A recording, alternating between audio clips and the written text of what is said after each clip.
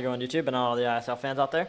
This is Top523 here, and I am here to bring you Week 5 of Season 1 of the ISL matchup between the Dallas Victory Stars and the Manaphy City, and I am here with the coach of the Manaphy City, Cameron. Please introduce yourself. Hey, I'm Cameron. I'm coach of Manaphy City. Yeah, and hey, Xavier. This is actually his first time ever doing one of these interviews, so this is you'll actually get to hear him. Besides, if you didn't see his interview for his draft analysis, this will be the first time you ever hear him talk about one of his matches. So go ahead and discuss what sets did you bring this week. I just had a timid Alakazam so it outsped the Mega Manetric, and it did a lot of. I think it did a lot of work to his team. Like the team he brought, it did a lot of work too, other than Scarfers and stuff like that. And then I brought a Yachi Berry Gliscor to try to be a switch into Victini, because if it went for V-Create, it could kill me. It could kill me with the Glaciate unless I had Yachi Berry, and with the defense traps, I could kill it with Earthquake. So that was kind of like a hope for the best, because I didn't really have another way to stop Victini.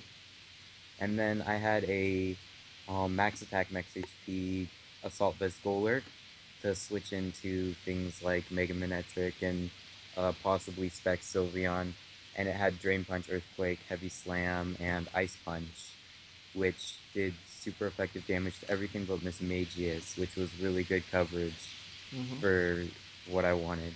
Slurpuff was just basic Belly Drum with Drain Punch, Play Rough in return. I don't know what else to say about it. I just brought it because everything on his roster, even with max HP, max defense, got O-code by an attack after Stealth Rocks and Spike. So I thought it would be good to bring. Then I brought Rotom Cut, which was just a Scarf set. Try to get Volt Switches off. He didn't have a ground type.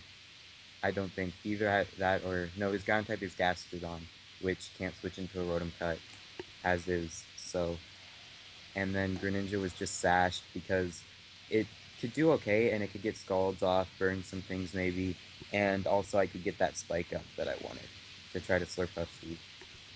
Gotcha. All right, so go ahead and talk about the team that you thought he was gonna bring, that he did bring. Like, Okay. what were you predicting?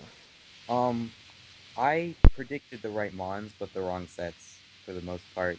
I did think he was gonna bring Chople T-Tar, which he did bring, which is good. I thought this Miss Magius might be Scarf, which was scary for my team. And I thought it was probably going to be a banded Staraptor, but it ended up not being, and a Scarf Victini. Or maybe things that I were fearing were choice things, like that could do really well, but I knew he wouldn't choice all of them. So basically, I spent most of the battle trying to figure out what was choice. Like a Specs, Sylveon was scary, a Scarf Victini was really scary, and then a Scarf Miss Magius. But Yeah, all yeah, those mons can definitely be pretty scary with the choice scarf. yeah. Outspeeding things and then dishing out a lot of damage like Well, those three can and do. especially the way my team's built, I'm really scared of people bringing choice scarfs because my team's fast. So choice scarfs would be a easy, like, if you think about it, that's a great way to beat a fast team. Or a trick room. Yeah. This trick room can do a lot of work. Alright, so let's go ahead and get into the matchup. Okay. And I have Um, dogs running in the background. Great. So he led off with Miss Magius and you led off with Alakazam. yep. And I just had to switch in case he was scarf, and he switches out to you, showing basically to start that he's not scarf. And then here I foul played the Braviary because I didn't want to give the Manetric a boost if he switched it in on a Volt Switch. So I could have done better. And then right here, don't have a switch into a Spec Sylveon, and Rotom isn't a win condition, so I just decided to do damage to it to see if it's leftovers or specs, basically. And you And found out it then, was leftovers, so that's good to yep, know. and then I got a free switch into Golurk, which is good, because, I mean, it does a lot against his team. Here, he went into T-Tar, and I was pretty sure he was gonna have Choppleberry when I didn't see leftovers, but I thought he'd set up rocks too. So in case he didn't, I could go for Drain Punch and get off a lot of damage. Plus, if he did Crunch, I'd get HP back from Drain Punch, and But then he I did, went for Heavy Slam afterward on Miss Magius because I didn't want it to have a free switch when it's such a threat to my team. He will-o-wisp, confirming basically that he's not Scarf as I bring in Greninja. Which isn't And a too bad thing for Greninja since it's not a physical attacker, yeah, so. mine had Scald and Scald, Grass Knot, U-turn, and Spike. So right here, I don't have a switch into Sylveon, even not Specs at the moment, or a good switch. And Greninja isn't doing a lot for my team, so I just decided to let it go. And at this point, my team is just looking really weak, which is scary. It's scary, but it's not gonna like end the world. I almost predicted Cheat Power for Drain Punch, but Sylveon was just too much of a threat. And then I over predicted. I thought he would go for something predicting my Slurpuff to want to come in, or Gliscor, like a Stone Edge or an Ice Beam. So, and letting Gliscor get weak in there to save Golurk as death fodder basically was not a good idea. Yeah.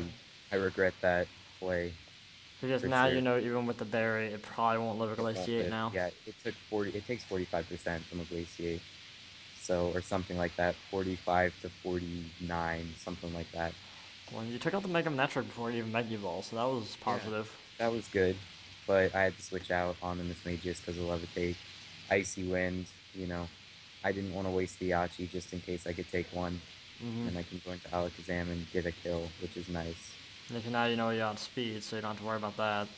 Yeah. And then this play confused me. If you want, can you pause it, or do you Yeah, not no, we can pause? pause it. So Okay. he's switching to So Staraptor, so. switching to Staraptor, and my Rotom outsped it Scarf, and a max speed Scarf Staraptor will be slower, will be faster than a Rotom. So at that point when I saw that, I assumed it wasn't Scarf, and then he brought in an Alakazam, so I was really confused, like, because he wasn't taking a hit from Alakazam. Mm-hmm. So it was hard for me to figure out why he wanted to do that. And then later I figured out he was Scarf and Adamant, I Ah, believe so is he what he wasn't said. jolly, so that's why. Okay. So I should have probably switched with made Pursuit a good play, but I stayed in thinking he was banded and bluffing a Scarf. Well, I mean, it lived the hit, so I mean, that was a positive thing.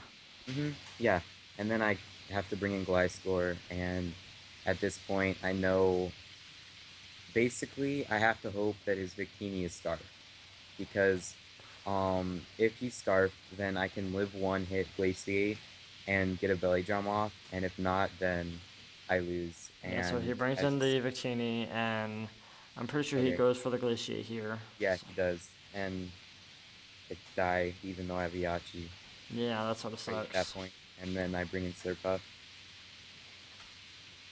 And he's not Scarfed, he has Will-O-Wisp, so that Nope, pretty he went much. Soloist, and that was it. Because other than that, I have two resisted moves.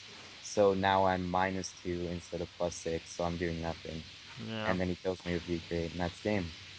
So I probably could have played it better. I think just saving, letting Golurk die and bringing Gliscor later instead of letting it take that rocks damage and the switch in damage probably could have made a difference. Like I might have won, but Mm. I was just, I don't know. Because It if it was. wasn't I thought as I if it did wasn't as well. weak and you were able to live that Glaciate, you probably went for the Earthquake and would have taken out the Victini. And Yeah, then you would have outsped the Tyranitar, and you could have just Earthquaked that and taken it out. So, yeah, which is why I was pretty frustrated with that play early on. But by that time, there's no way to change it. yeah, it happens. I mean, you're still what, you're 2-3 now, I believe. Yeah, 2 and 3, and I'm -1. Yeah, so I mean, your differential's not the worst, and I mean, at 2-3, it's week 5. You still have chances to come back and do really well at the end of the season. So, Oh yeah, for sure, for sure. yeah, you have plenty of chance to come back and win this. So, I think you'll be fine. Yeah, in my division, I don't know how the other games win in my division, but no matter what, I can't fall behind Tom this week, and I will, of course, be at least.